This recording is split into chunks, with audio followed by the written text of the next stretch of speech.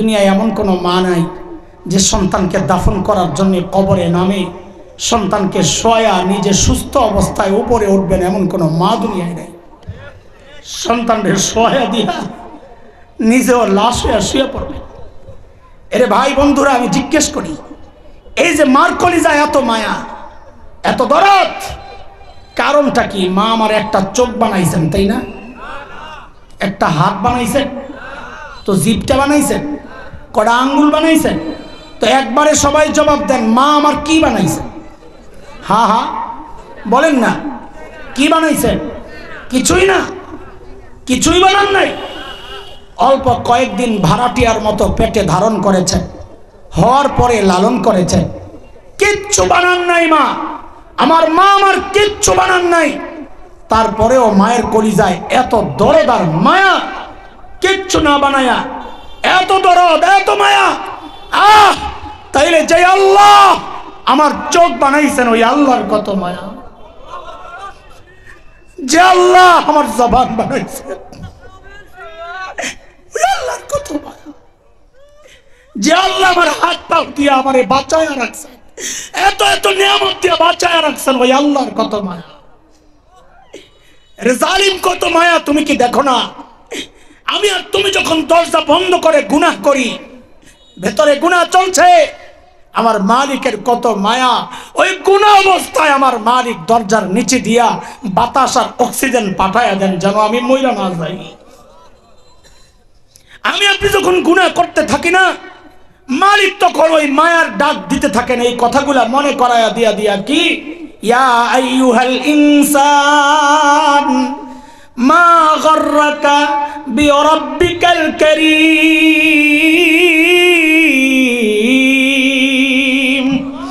আরে মানুষ, কে তোকে ধোকায় ফেললো আমার ব্যাপারে? যে চোখ দিয়ে তুই সিনেমা দেখতেছস রে, আরে বান্দা ওই চোখ তো এই গায়ক নায়ক নায়িকা দেয় নাই, আমি করিম রব দিছি, না চাইতে দিছি।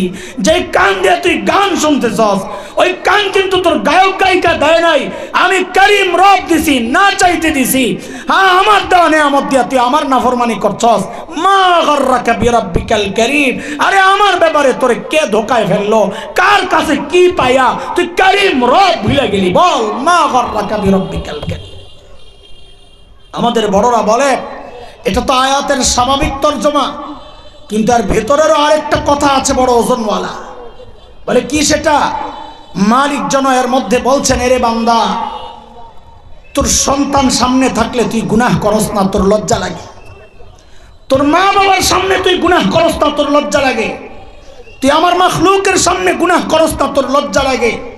আর আমি করিম রব বলতেছি, আমি তাকায়া তাকায়া তোকে ডাকতেছি, তাও তুই গুনাহ ছাড়স না। আরে কি হইল রে বান্দা, কি হইল? আমার দাম বুঝি তোর কাছে ওই বাচ্চাটার চেয়ে কমে গেল? বাচ্চা তাকায়া থাকলে তুই গুনাহ করস না, আর আমি তাকায়া তাকায়া ডাকতেছি, তাও তুই গুনাহ ছাড়স না। আমার দাম বুঝি তোর কাছে আমার মাখলুকের চেয়ে কমে গেল না? বলে মালিক করিম তো ওই সত্তা যিনি না চাইতে দেন, রব তো ওই সত্তা যিনি দিয়া আবার ওগুলারে পালন করেন। আপনি কি দিয়েছেন?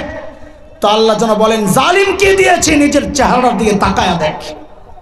আল্লাযী খালাকাকা ফাসাওয়াকা ফাআদালাক ফি আই সূরাতিন মা শাআ রাক্কাবাক। এরে জালিম, তোর মতো সুন্দর করে আমি কাউরে বানাই নাই। কেমনে গুলারে বাঁচায় রাখছি শুনবি? তো শোন, দেখ কি সুন্দর চোখ লাগাইয়া দিছি, আর উপরে দিয়া দুইটা ঝাড়ু লাগাইয়া দিছি। দেখ, আমি জানি ময়লা এসে নষ্ট হয়ে যাবে, তো ময়লা পড়ার সাথে সাথে আমি ভেতর থেকে পানি বের করে ঝাড়ু দিয়ে পরিষ্কার করে দিই। তুই যখন ঘুমায় যাস, আমি রক্ষণাবেক্ষণের দায়িত্বে থাকি। তুই ঘুমায় যাস, তোর কোনো খবর থাকে না।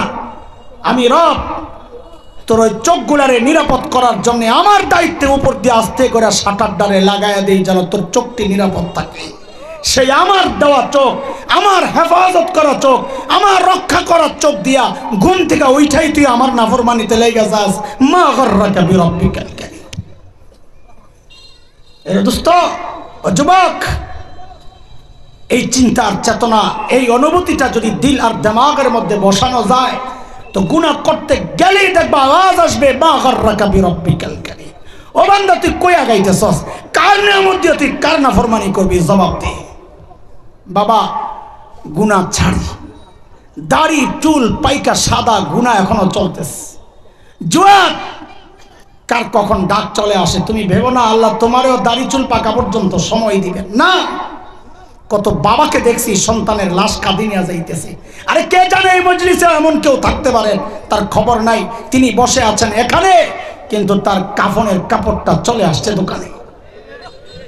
এই জন্য বলি রে যুবক, আমি পাপী মানুষ, আমার কথাগুলো তোদের হৃদয়ে যদি টাচ না করে, শেষ কথা আমার, তা আমি বলি তোরা আমার সামনে আয়, তোদের পাওগুলো আমার সামনে মেলে দে, আমি ওই পাউরি জড়া ধরে বসে থাকি, তাও তুই গুনাহ ছেড়ে দে।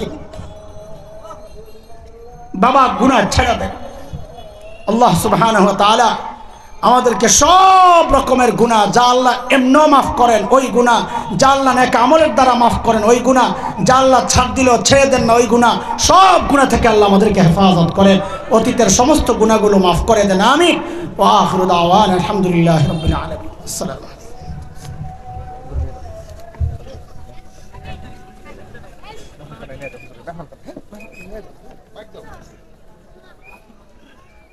আব্দুল কাইম ভাই একদম একটু ডিসিপ্লিন করে দেন না। নুরুদ্দিন সাহেব ডিসিপ্লিন করে হাতে হাত ধরেন, কেউ দাঁড়াবেন মুসাফির করবেন না মেহেরবানি করে। সম্মানিত উপস্থিতি, আমরা খুব আনন্দের সাথে জানাচ্ছি যে আমাদের প্রোগ্রামের ইতিমধ্যেই আমাদের আজকের আলোচনার মধ্যমণি হযরত মাওলানা মুফতি হাসান জামিল দামাত বারাকাতুহুম তিনি আলোচনা করেছেন, আমাদেরকে হৃদয় ছুঁয়েছে তার এই আলোচনা। আল্লাহ তাআলা যুব সমাজকে, সমস্ত ধর্মপ্রাণ মুসলমান ভাইদেরকে